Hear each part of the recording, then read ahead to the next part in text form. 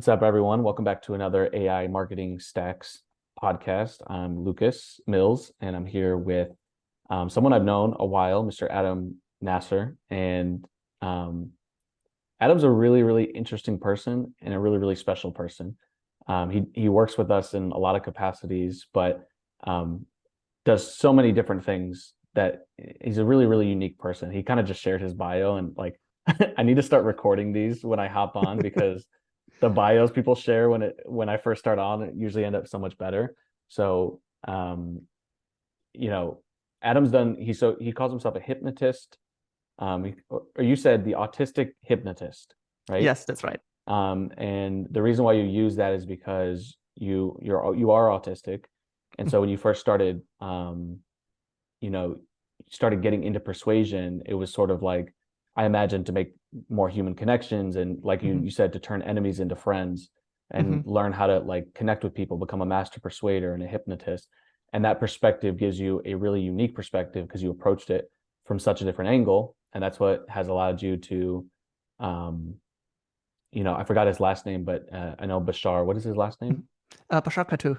Bashar Katu. You helped him kind of grow his social media. You said from 300,000 to like 2.5 million. Yes. And then you're working with a hotel in Vienna that is like a super restrictive kind of Austrian, very protective of their brand.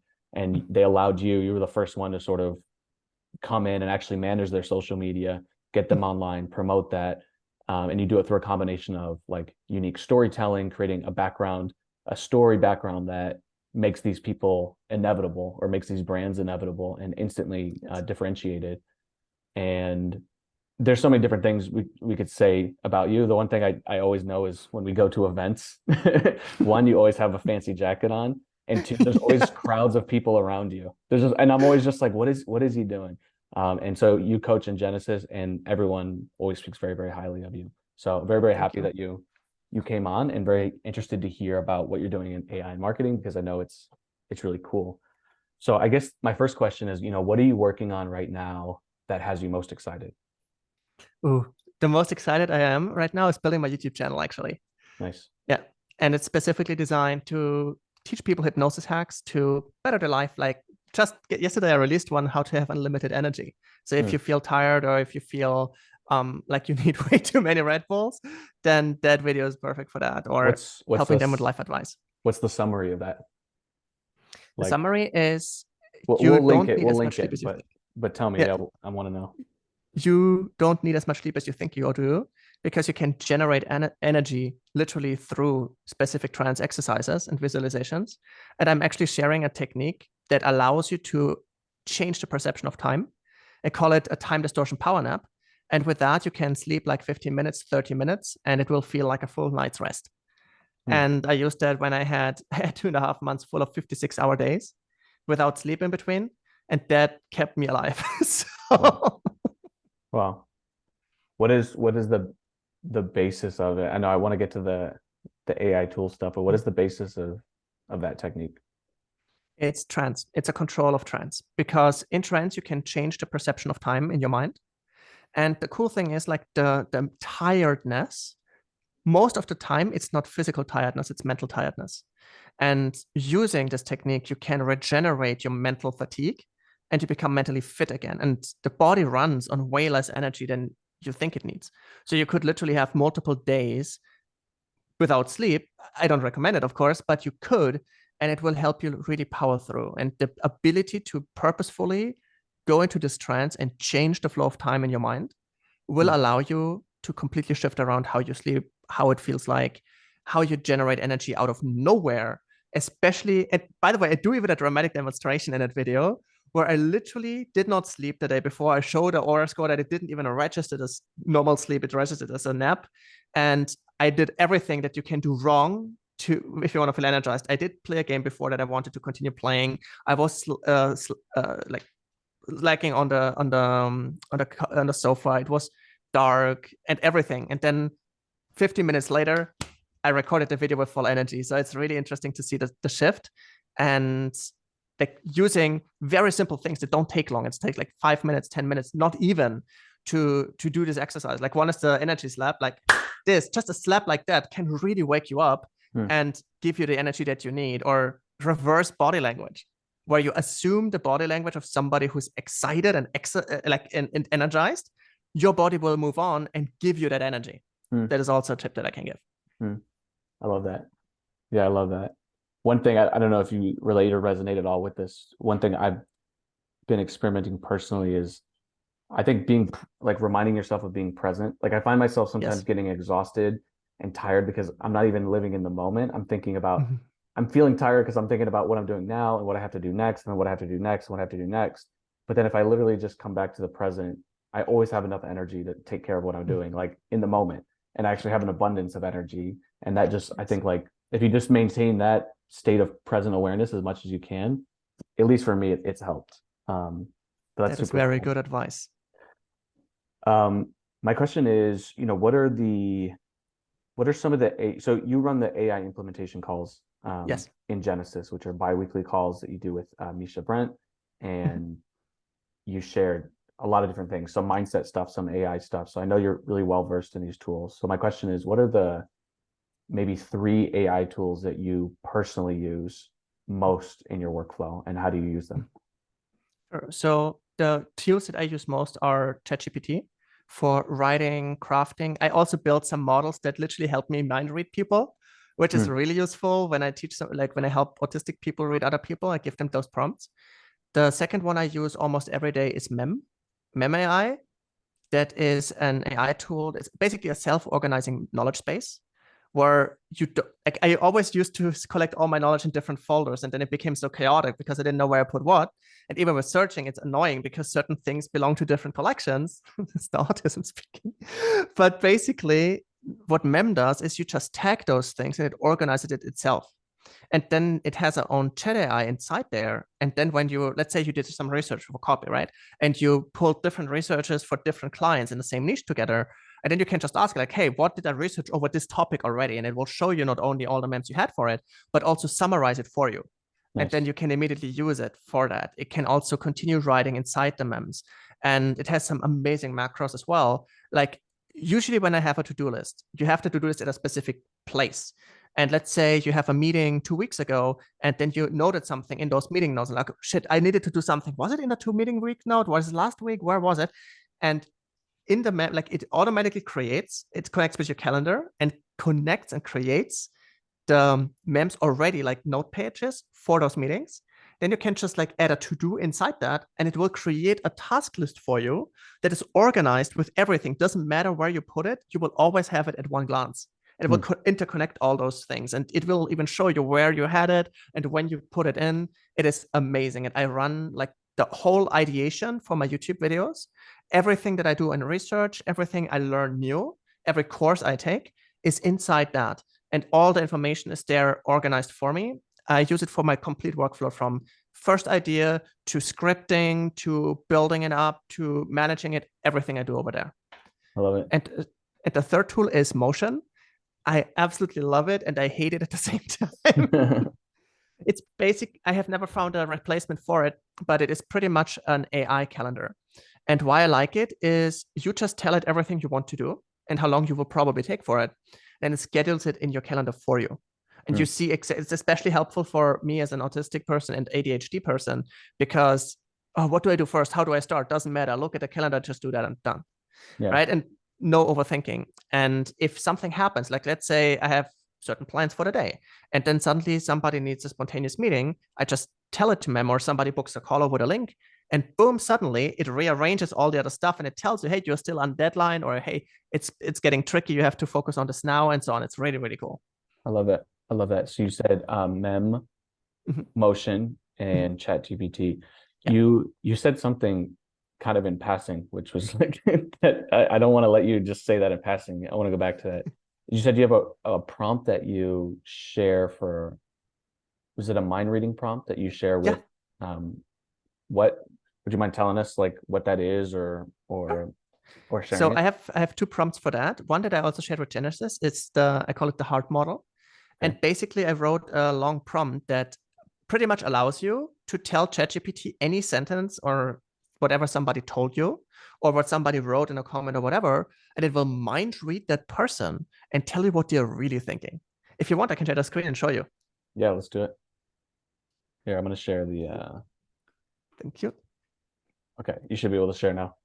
Perfect. Thank you so much. And then I have the second one. It's the Sherlock model. It's one of my own programs as well, where you literally make an observation and it mind reads the person down to like a personal level. It's really interesting to see. 1 sec. Here we go. So that's the hard model. And I just recently showed it to Genesis. So this is the whole prompt. And I based it on breakthrough advertising, actually. Like I transformed breakthrough advertising into a very long prompt. And then I just tell it, like you see, I already used it 65 times. And basically it was for somebody to say like, hey, I have a client that is working in the stock trading niche. And that is a typical comment that you see under ads for stock trading, right? And now it will tell you in 3 levels deep what somebody really thinks and what they will tell you and can't tell you. So the statement was this: first, going deep, they want to protect themselves from potential scams. Second level is they want to provide security for the family. And 3, they want to be a savvy and discerning investor. So the third is always about the identity, right? We know as in copy, it's all about identity. What they will tell you directly, they will say, hey, I've heard stories of people being scammed before, but they literally tell you on the phone and everything. What they will not tell you is they got scammed before and they're afraid, they're ashamed of it. And what they cannot even admit to themselves, this is what this level does, they don't even trust their own ability to differentiate between legit opportunities and scams. That's why they don't make a decision. That's why they write those comments, because they want to protect themselves from that. So when you then use that in copy and say like, hey, I know how it feels like to not know what is legit, what is not. Here's a checklist for you as a lead magnet, how to know a legit investing opportunity. You can perfectly prime them.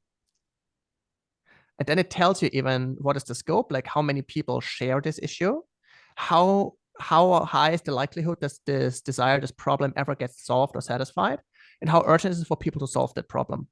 And it goes from 1, which is lowest, to 5 is highest. And it really helps you mind read a person, which is awesome. I love that. I love that. Yeah. And then we have the Sherlock model, which is the one that I'm most proud of. It's a monster prompt. And like I created this technique actually to read people because I had no issue, like no clue about reading people with the autism going on. And I always felt weird. And so I created a prompt that does my technique of observation, interpretation, creating avatars, and then based on that, creating a profile of a person in their mind. So for example, you can make any observation about something that you noticed uniquely about a person. So let's see. What would you say is a unique thing that somebody could observe about you, Luke? I would say, and I have a little bit of an echo. Hold on. I want to make sure that's not being recorded because I can hear myself. Oh yeah, that echo is because of me. Sorry. Oh, nice. Okay, perfect. Now it should be better. All right.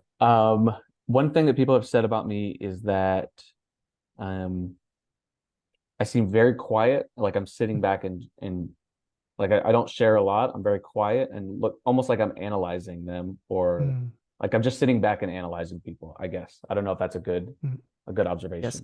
And I also see you have a ring on your first finger on the right hand. What is that? Yes. My attempt at fashion, but we can maybe there's some more. Is this a specific ring? Does it has a specific name? I don't know. It's some black stone. I'm not sure what it means. Okay. So a young, quiet man who wears a big golden ring on his first finger. And now it will start observing it and interpret it. And it will give you different versions what it could be. It could be a family heirloom. It could be a symbol of affiliation with a group. It could have strong preference. It could be a status symbol. It could be married or engaged. It could have a sentimental value. Could be traditional. Could be cultural or personal significance. Might be introverted or reserved. The choice of a big ring might indicate a certain level of flamboyance or desire to stand out, attempt at fashion, right? And then it will create avatars based on each interpretation, or at least each necessary interpretation, and creates different personalities around it. And then it analyzes, like basically it made one prompt that says, go through several phases. First, phase 1, do this. As soon as you're done with the phase, create the next phase. And then when you got me all the results, I want you to also summarize them and paraphrase them based on what all they have in common and create a new profile based on that.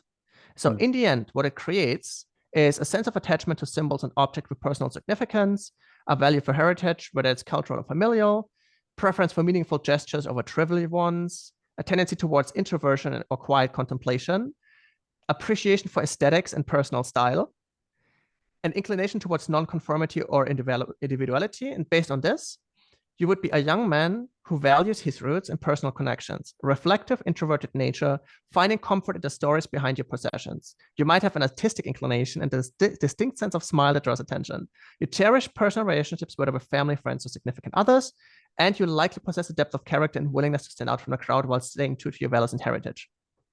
I love that. That's super cool. It didn't make sense. It was a dope prompt, but especially at the end when you start to say, what do these all have in common? That's really, really powerful. The other one, the first one too, actually, do you mind pulling that back up? Of course. The first one. One sec. So I guess my question is, once you finish this first, once you use this one, because the heart model one I found super, super fascinating. Thank you. How would you use this? Like, what would be a use case for this prompt in marketing, whether it's like a video or a sales call, or because I got to think of a couple of different things, but I'm curious what you use for it. I would say on top of mind, 3 things. Number 1, research. Because it was very hard to look into the minds of other people, right? You can read the reviews, you can read the comments that they make, but they might still bullshit you. And this model is very, very good at cutting through that bullshit and giving you the truth. And that is something you can use in your research. Second, for sales trainings, you can literally give them all the objections they ever get. They could even run the objections right next to them as they have the call. And say like, hey, listen, I have this feeling that, like, could it be that you got scammed before? Like, it feels to me like this happened before, and I get it. It's really, really hard to understand what's legend and what's not, right? Oh my God, you're reading my mind. Yeah. Yeah. No, that's super interesting. Yeah, immediately I thought for like a sales context, that's really cool. Or just practicing it, because you can start to train yourself, right? And get more intuitive with it. That's awesome. And it's also great for children, especially autistic children, if they don't understand what the others mean. Why did this boy tell me that? Why did this girl do that or say that? Put it in the prompt, it will tell you. So it's way easier to communicate with machines and animals than with people for autistic people, right? And so that might also be extremely helpful for them to have some kind of point of connection. I know it was for me, like back then there was no AI, but I started to read all the body language stuff and all the things about like eye accessing cues of the NLP things. And like, what does this mean? What does that mean? And that suddenly felt a little bit more safe, because before it just felt like people randomly started to get angry at me and I didn't know why. And this, you can actually fix that. I love that. That's super, super cool. What is the last thing you learned about marketing that surprised you? The last thing that surprised me, let me think. The last thing that actually surprised me is that that the new things are not necessary. Like when you take a look at all the patterns that come up and everything that everybody teaches, doesn't matter who it is always coming back to the absolute very basics, and that are the same things that never change. Like copywriting hasn't changed in hundreds of years. It's still the same principles, the same, like Eugene Schwartz's book, like how old is it? Like 50, 60, 70 years? Still applies one-to-one, same thing. And all the new crazy strategies, even the things that work in AI, are the same principles of psychology and persuasion. And those go back to things that are the same for everyone. Because one of the biggest struggles that I always had as a marketer, how do I write something that applies to everyone in my group, to everyone in my audience? Because so many people are so individual. And I might say one sentence that convinces the first person, but gets the second one away. And yeah, sure, you don't want to appeal to everybody, obviously. But wouldn't it be nice to have something that appeals to everyone on a deep level? And that's something that I found. There are actually few things that are the same for everybody. For example, the 6 basic human emotions. they are the same for everyone. And if you address them in the right way and address the true messages behind them, it doesn't matter which niche, which age, which gender, whatever, you can literally write the same sentence and address the same issue, and it will address all of them in the same way and they react. I tried that, and that was also one of the reasons why we had such big growth on the Instagram. Back then, when the algorithm was a little bit different, it was appealing to that personality-based approach. It was insane. Like we made like 100,000 followers a week sometimes, like at the high points. It was crazy. Yeah, because of that. Can I dig a little deeper? What was the strategy that you used to grow that? What was it? So the biggest thought that I had was this, like Bashar is an Amazon trainer, right? An Amazon educator. And the problem that he had is he had absolute top level fulfillment, but he was not standing out in a pool of other people who promise you the same, the drop shippers, other Amazon FBA guys, POD, and all that stuff. And the problem is, especially on Instagram right now, it is extremely incestuous. The biz niche is super incestuous. Everybody reposts the same motivational stuff because that goes viral, but it has literally no substance. Right. And so back then, what I did is I created this persona for him as an anti-guru, because he doesn't have a Lambo. He always dressed in black. He did not care about any kind of the typical status symbols. And so we turned the whole thing around and used his personal background story as a war refugee that made it from nothing, like the true American dream from a non-American that is super down to earth and basically hates all the guru shit, because despite one of the gurus actually selling him a course that helped him, but he realized he doesn't want to be like that. It was very refreshing for people at the time. And of course, the market stage has evolved, and I'm not working with him anymore. But if I would consult him, I would tell him, like, market stage has evolved. You need a new story. Yeah. Just out of curiosity, what story? I know you would have to take some time to feel it out, but yeah. I'm going to put you on the spot. What story would you give him now? Right now, I would give him a story that doesn't make him an Amazon educator. I would make a story around him being somebody that is personally invested in making the world better, but not that broad. Like, because what you can see now, nobody believes you when you say, I will make you money. Everybody wants to know why you care.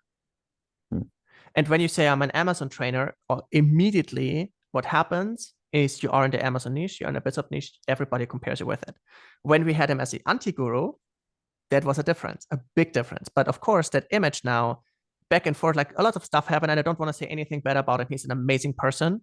But the previous marketing team that I originally worked with before I left, they did not continue using that story enough. And now when you use it again, there's the novelty factor is gone. Right.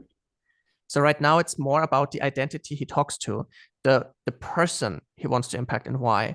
And that has to be super extreme. Like he has to stop sharing the same motivational stuff that everybody else is sharing.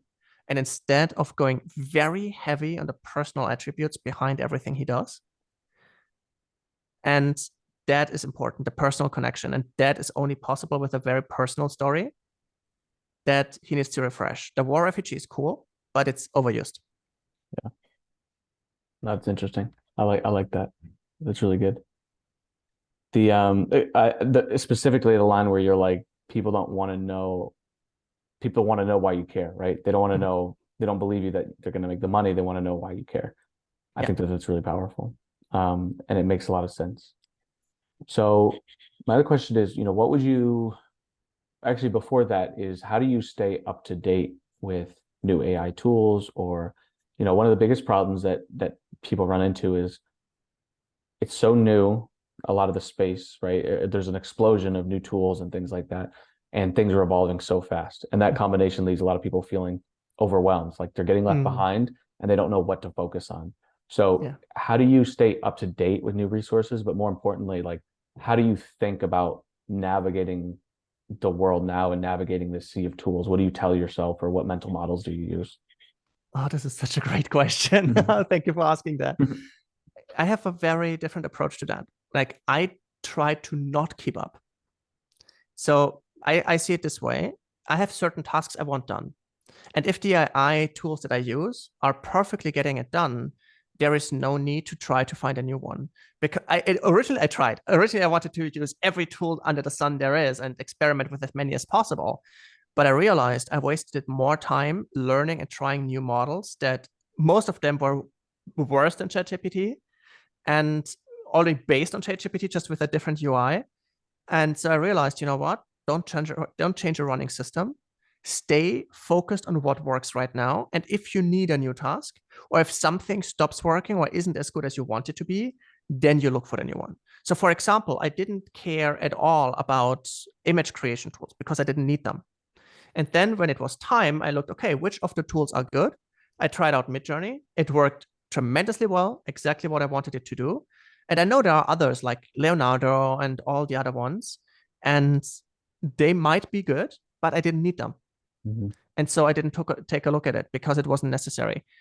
Sometimes I take a look at Matt Wolf's YouTube channel. He is amazing at keeping people updated on AI news, and he is like his really interesting way of like bringing those news over. So I can highly recommend following him. I get my updates from him when I want some. Matt Wolf, yeah, like you write his last name like the wolf, but with an E in the end. And the first name is Matt.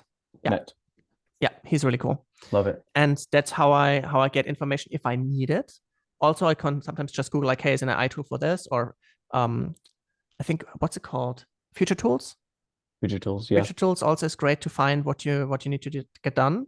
Like, for example, I also am in multiple masterminds that also give advice on what they use. Originally, I never used the Canva AI until I had my YouTube channel. And now I exclusively use Canva for designing my thumbnails. I almost never use Midjourney anymore. Nice. And that is also something I was very surprised by because Canva is really powerful. Like, do you remember those memes back then when people asked this one designer to edit their photos and he was like removing people and changing them like crazy? And it was like this amazing skill set. You can do that with Canva's magic editor now without any kind of skill. It's amazing. Yeah, I've been blending just Midjourney, like very rudimentary stuff. I'm not a designer, right? So what I'm fascinated and impressed by is not that impressive, but it's impressive for me that I could do it. And it's like just using Midjourney and then using Canva, like creating an image and then having it basically remove the background and do all kinds of stuff. And yeah, they're really, really powerful. Those tools together. And I like that answer because it reminds me, I don't know the exact quote, but I heard it somewhere, right? And whatever, I don't care about my quoting attribution is not that great. But it's a Steve Jobs quote, and he's basically talking about how when there's a new technology, a lot of people, their mind goes to focusing on the technology. How do I use this technology? How do I use it? And that's all they're focused on is how do I use it? And he says, instead, what you need to do is again, look at the problems that you want to solve or the things you want to create, and then ask yourself, what tools are out there that can help me solve this problem or get to create something new? And if you focus on that, especially for us marketers, focus on what the problem is and how to solve it. To me, it simplifies your thought process because you're not running around chasing every tool and trying to find a use case for it. And two, I actually think it unlocks more creativity because AI is a technology just like the internet that I think, and like mobile phones as well, is like it revolutionizes not just doing the same thing faster and better, but how we do things in general. And if you focus on the problem, I feel like you'll come up with way more creative solutions that have never even been thought of before, right? Like the whole solution you have with the Sherlock Holmes, it's just one prompt, that's one example, but like using that tool to analyze different body language and then being able to share it with someone who has autism to help them understand the context and things, like how smart is that? You're not going to do that by staying on future tools and trying every tool. That comes from you and what you know and the experiences you have. So I think that was an amazing answer. Thank you. And then I guess the last two questions is where can people find more about you? I know you mentioned your YouTube channel, which we'll link. What is the name of it? Convincers Club. Like it's the handle. And if you just look for it, the name would be Adam Nasser Official. Like those two things work. Okay, perfect. I can also link it to you in the channel, in the chat if you want. Yeah, you can do that. And we'll put it in the show notes too, so people can stay up to date with what you're doing. Perfect. Thank you so much. Yeah, I post every week. I love it. I love it. Now I'm going to check them out. And I guess, last question is, what do you think everyone should try with AI? Or what's one thing you think people should experiment with or play around with that they might find interesting if they haven't yet? I would absolutely recommend using ChatGPT and Canva to express their personalities more. The reason why I say that is so many people have so much untapped hidden potential. And the reason why they have it untapped is because they think they lack. Like, for example, I suck at drawing. I am so bad at this. My wife is a godlike artist, but I am not. But I always wished I could do it. And now using those tools, I could express myself in a way, because I used to have a YouTube channel before this one. And it was so much work. Like, the thumbnail creation, what do? I don't know how it looks great. How would it work? And the cutting, the editing, and the transcribing, I don't have time. Now AI makes everything easier. It takes away the tediousness and allows you to show your brilliance and the things that make you unique. It allows you to express that. And even if you just use it for small little things, like, for example, I used, it was many, many years ago, like I think 10 years ago. Oh my God, I'm old. But basically 10 years ago, I was living only from packaged ramen noodles. I had $50 a month that I could spend on food. And I got, like, every 2 weeks, I got a food package from my parents. I was so broke. And I never did really much cooking. But now I'm on a keto diet and I wanted to make it tasty. I didn't just want to buy or order food all the time. And so I used ChatGPT. I wrote a model that just helps me generate, like, recipes for keto recipes. I tell it what I have and it tells me what to cook. And my wife, she was like, this was an experience. Like, she actually is tendencing more to vegetarian, and keto is lots of meat. And she loves every single meal I make. I feel like a master chef. And I wanted to express my idea of, like, how could I cook something nice with those ingredients? And it becomes amazing. Like, I never cooked chicken in an oven before that. And first try, it was amazing. So use those tools to express yourself in a way where you didn't think you can, and bridge the gap where you think you lack talent, but you have the vision. Like, you have a vision, you want to create something, but lack talent, use AI to outsource the talent issue and then use that. No, that's, I think what you just said, repeat it because I think that was so powerful, is look how you can use AI to bridge the gap between the vision and the talent. That there's a whole universe of insight, I think, in that. So that's awesome. And like I said, we'll link all the notes and everything for your YouTube channel. But I just want to say thank you so much. My pleasure. Thanks for having me. For sharing everything. And hopefully we'll have you back on some point in the future. Anytime. All right, man. Ciao.